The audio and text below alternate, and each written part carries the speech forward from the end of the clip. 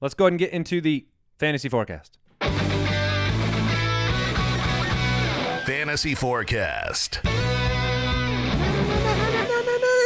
Every time we have the MeUndies spot and we talk about the Austrian Alps so badly, I just want to throw out the, oh, good day, mates. Full Dumb and Dumber? No? Yeah. I got it. All right. All right, let's go. Fine. Titans at Saints. Does the beat go on for Drew Brees? That's the question everyone wants to know. I think it does. Yeah, but you've got to temper expectations, obviously. I mean, You mean not 7 touchdowns? not 7 touchdowns. Oh, man. He's been throwing mostly 1s and a couple of 2s this year. So now what do you put the over-under on his touchdowns this game against a beatable defense in Tennessee? They're middle of the pack. They're not the worst against the pass, but they're definitely beatable. Well, the Titans stink against the run. So I think Ingram has a big game. I think you're looking 2 touchdowns probably for Brees, 2 to 3. Yeah, I would put the over-under at 2.5. Yeah. All right, 2.5. So you take the under, Andy. No, I'd take the over. You take the over, so you're going 3? I'd go 3. I think we're going to get the old 3x3. Yeah, I do too. Yeah. So good game to start. Drew Brees. Do you start him over Cam Newton? Yeah, Yes. yes. You start him over Matt Cassel? No. I'm so we think Mariota's playing. What is the impact of Mariota playing but Wright out? That's brutal. I think you have to give the big boost to Walker, Delaney Walker. I like him. Start of the week. Yeah, it's good. I like him a lot this week. And let's see what we can get out of Dorial Green-Beckham this week. Can we finally get some targets over to his direction? I think the fantasy community really would like to see what he could do, given an opportunity. I completely agree. Tell me a couple things here. One, tell me how you would rank the Saints wide receivers in terms of starting them. I would definitely rank them Cooks, then Snead, then Colston. Okay. And I would go Snead, Cooks, Colston. Yeah, but monitor Snead. Yeah, of His course, health- of his course, injury with the situation. health, yes. And then lastly, with Khiry Robinson out, C.J. Spiller had a somewhat productive week last week, especially in PPR formats. Would you flex him out? Yeah, I think C.J. Spiller is a flexible option. He can touch his toes. But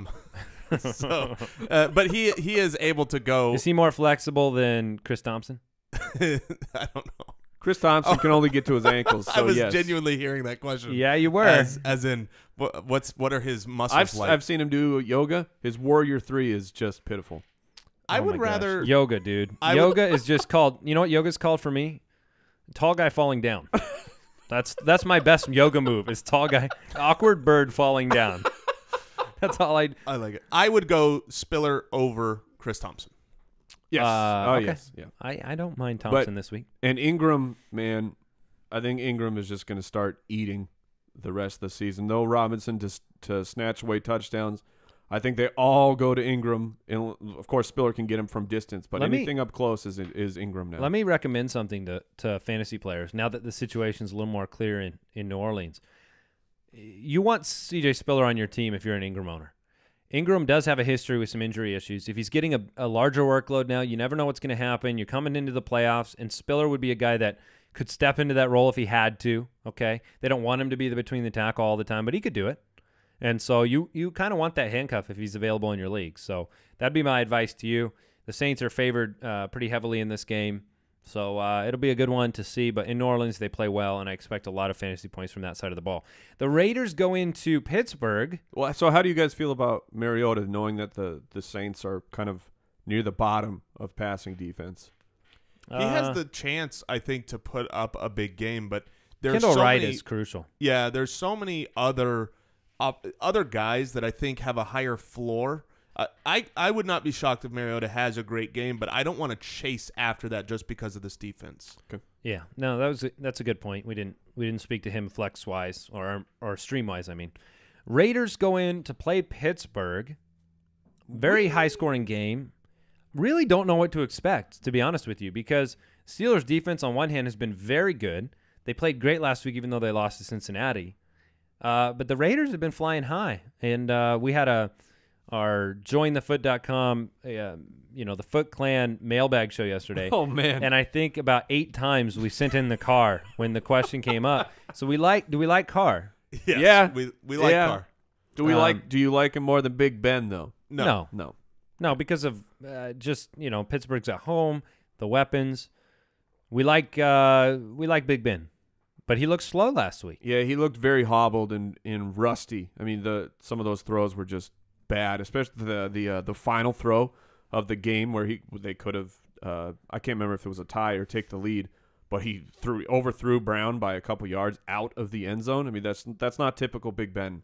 So Martavis Bryant, what was the snap count last week? We looked at this yesterday. Bryant over 80% of snaps, which is fantastic. He is. If you give Martavis Bryant over 80% of the snaps, get Big Ben a little bit healthier, of course, he's going to go off. Yeah, I think Martavis has the potential for one of those huge weeks just based on the snap count. He does so much with so little historically in his career, and if you give him some more opportunities, it's not like the Raiders are very good against the pass. No, not statistically. Second to the worst in the league. So I think this game is a high-scoring game. Yeah, well, you got two teams that are both really good against the run so far this year, and when that happens, and both teams are vulnerable through the air, and both teams have a good quarterback, it's a recipe for a shootout. Now, even though the Raiders are good against the run, I'm still all in on D'Angelo Williams. I think he can go in and be 80% of Le'Veon Bell, and with Le'Veon Bell, if it's a good rushing defense, I don't care because you get so much production through ground and through air. By the end of the day, you have a good fantasy game. Well, they're not going to be stacking the box against the team with the amount of weapons in the passing game. Yeah. So yeah. And then what do we say? Heath Miller. I like Heath Miller this week. The forecast for him changes with Big Ben and Le'Veon Bell. Le'Veon. That's his insurance twin. Levon. Oh, they were separated at birth. Well, they'll have time to film some. And Le'Veon Bell was parent trapped away to France. Yeah. The classic American tale. I don't know what my point was. I think we were talking about Heath Miller. Heath Miller with Le'Veon Bell out has seen an uptick of targets the first 2 weeks last week. So Heath Miller is back in the tight end possibilities. Who do you want, Cooper or Crabtree? Cooper. I looked at this yesterday. It's Cooper. Yeah, it's close, but I think Cooper is the more boom. Who factor. do you want, Cooper or Martavis Bryant? Give me Martavis. Man, I think I would still take Cooper. Okay. That's tough, man. I want in on this Raiders Steelers game for sure. All right, we got to move on. We got to go to the Giants at the Buccaneers. Let me ask you this: would you start Jameis Winston over Matt Ryan? No. Andrew Luck this week. I have him one spot below Luck. I have Winston one spot above Luck. So Luck plays Denver. So Just remind people. I would. Marcus Mariota. I'd close my eyes and when I click Winston the or Mariota. Winston Or Cousins. Winston. Cousins. Okay. We're kind of opposites here. Yeah, Mike. I don't like you very much today. Do we think that Duck? Now, keep in mind the Giants just gave up 7 touchdown passes to a quarterback, which is why I bring it up because Winston might be a streamable option. He hasn't thrown an interception, I believe, in 3 or 4 weeks. Eli Manning is a must start. Yes, absolutely. This game is in Tampa. They're playing a lot better. I like this game for Mike Evans quite a bit. Evans, you match him up against a team that gave up 7 touchdowns through the air, and I think if somebody's going to have success in the passing game, it's going to be Evans. We know that. What about Doug Martin? Bounce back week for him? I would think so. More, I think he'll have a better week than last week. But the Giants are bottom half. Saying, they're right and kind of in the middle on the run defense. But like we just said on the last game, their passing defense is so bad that teams just they choose to pass on the Giants, and you don't have to run on them because you can pass so well. Which eventually I think Doug Martin will still get production, but I don't expect a kind of those huge week when he was rolling those the 3 weeks where he just monster games after monster game, multi touchdown games. I'm not expecting that this week. Well, that's where for this game the guy that's interesting to me, and I've been kind of toying around with how high I think is Sims, because you don't have weapons in the passing game, and you've got a really vulnerable team through the air, and Sims has been a running back used in the passing game a lot. Sims or Spiller? Oh, man, that is dead tough. I'm gonna take Sims. I would go Sims. Sims or Chris Thompson? I guess you say Sims, Sims, yeah. One other question I had for this game. I don't think we're starting any tight ends based on their situation right now. How do you guys treat Shane Vereen and his production levels right now? Because, last week, another big game, 8 catches, scores a touchdown, doesn't get the ball between the tackles. Very hard to predict his workload. Maybe he's in that same category with the Spiller and the Sims and the Thompson and the passing down middling back. But, I mean, how do you feel about him from a fantasy perspective? If you have to, if you're short, this is a heavy bye week. If you're looking for a guy that can put up points this week, Vereen is absolutely a guy that can do that. The difference that I see between Vereen and the Sims, Spillers, Thompson is that those guys all have a floor that isn't 0. Right. And we've seen this year where Vereen just he either can have a great game and then the next one come out and just not even be used. Whether it leans Darkwa possibly being back, it just muddies the water more. So Vereen is he's able to be flexed, but just know that you've got a higher ceiling, a much lower floor. Yeah. Vereen has a clear pattern going on of boom, bad, bad. Boom, bad, bad. Boom, bad, bad. Boom, boom. We both. I thought we'd do it together, though. And he boomed last week, so I'm calling 2 bad weeks for Shane Vereen.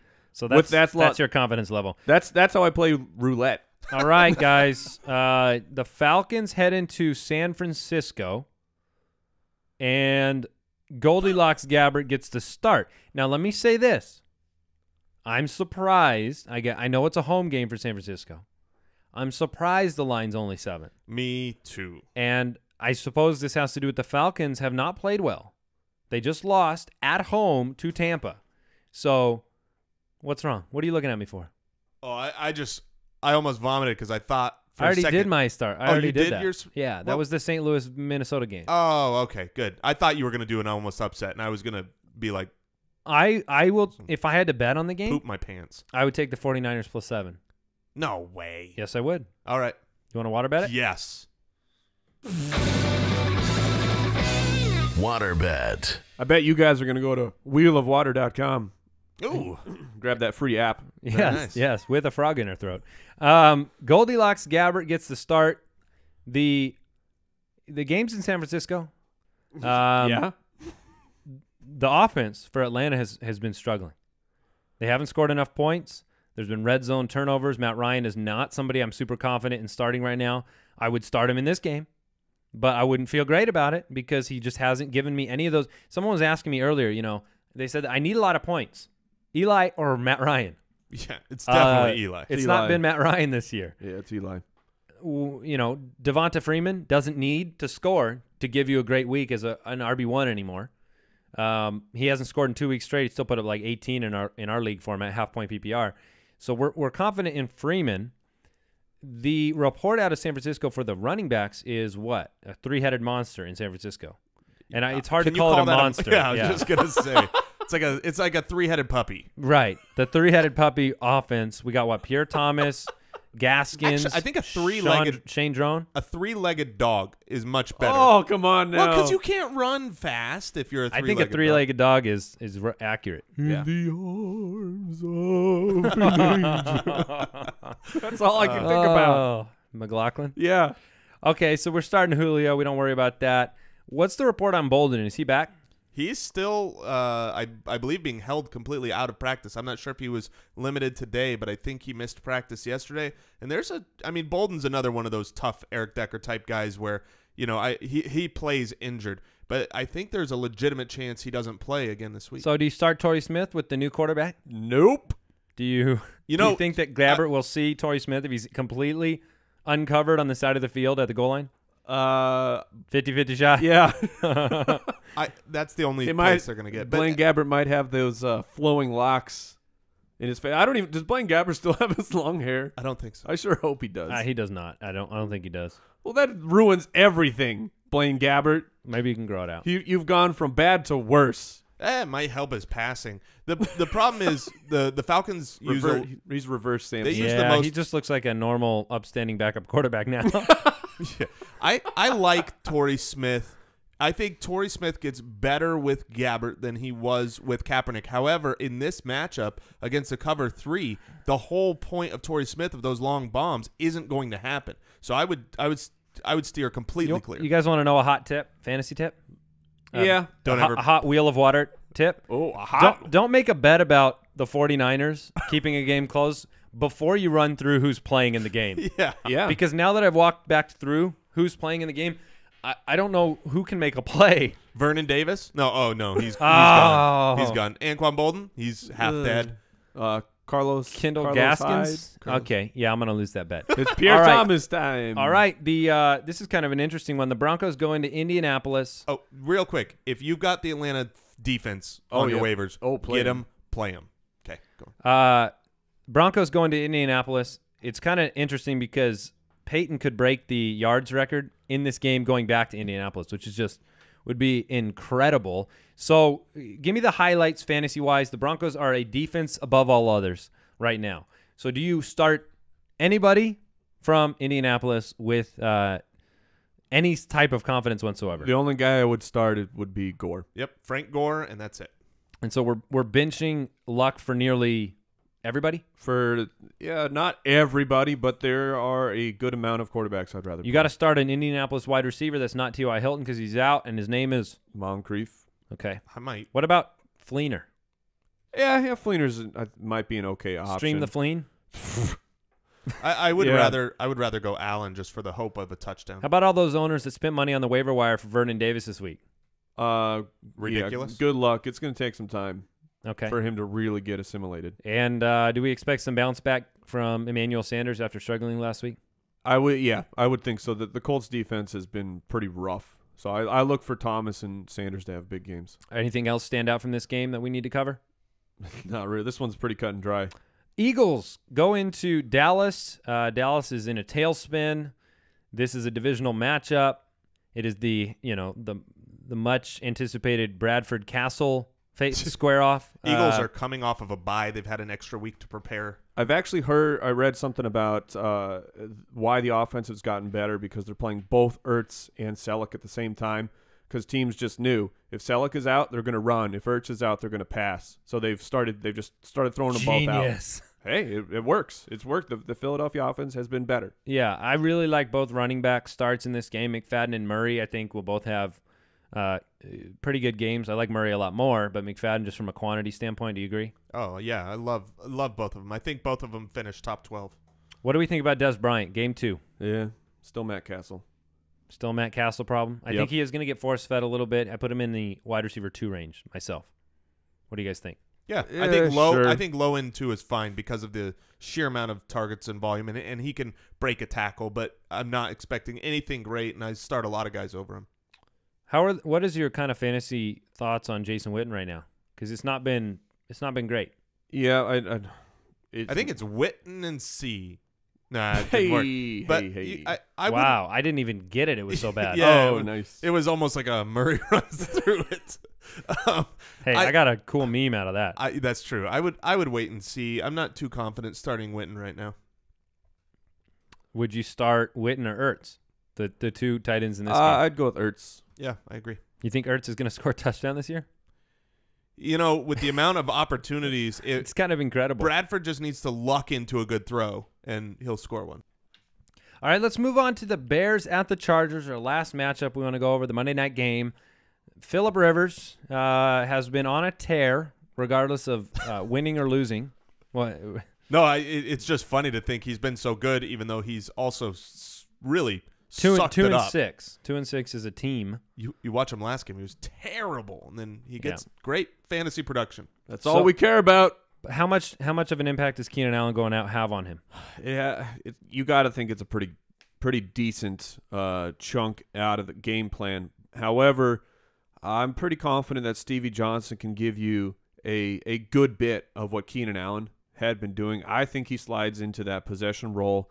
He'll get the shallow targets. He'll get the higher volume of targets. I think Malcolm Floyd, maybe he gets a slight bump. Would you give him a slight bump? Oh yeah. I'm very fine flexing Floyd this week. I think I'm fine flexing Floyd. He still does what Floyd does though. Flexing Floyd is fine. I like the alliteration. Yeah, it's fine. It's very fabulous. Very poetic.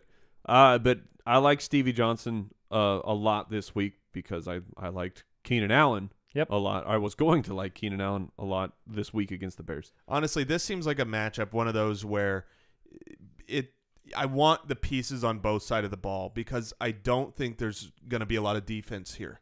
And so if you ask me who do I sit in this game, there is a normal startable player. There's literally no one. I want Bennett's my start of the week. I would play Cutler. I would play Rivers, obviously Alshon. Langford's your start of the week. You've got Stevie Johnson gets a bump up. So everybody that's playing, Antonio Gates, I think, gets a bump up if he's playing. This player got 18 carries and 5 catches last week. Melvin Gordon. Yeah, so I think that's the kind of the biggest question of this game is Gordon versus Woodhead. What are you doing? In a bye week situation, I'm okay flexing Gordon out there. I think he's got a baseline. I think they're using him. He can't fumble. Don't go fumbling. And honestly, I wanted to mention that. That is the risk with a Langford or anybody like that that's brand new. It's the fact that if Langford came out, just hypothetically, and he fumbled on the first drive, it's probably a timeshare the rest of the game. There's a good chance. John Fox is at the helm. Yeah. And so he'll risk anything. By the way, guys, did you hear the report? I say Matt Forte is day-to-day, fellas. Oh, I believe his words were like, what did he say? Literally day-to-day or something like that? Like he's sincerely day-to-day. Yes, he's day-to-day. All players are day-to-day. Alshon Jeffrey was day-to-day, and Kevin White, who's still on the inactive roster. Day-to-day? He's day-to-day. Yeah, so this should be a fantasy there's nobody we're sitting really. The only question I would say is like put these guys in order. Marquise Wilson, Stevie Johnson, and Malcolm Floyd. We'll go Stevie.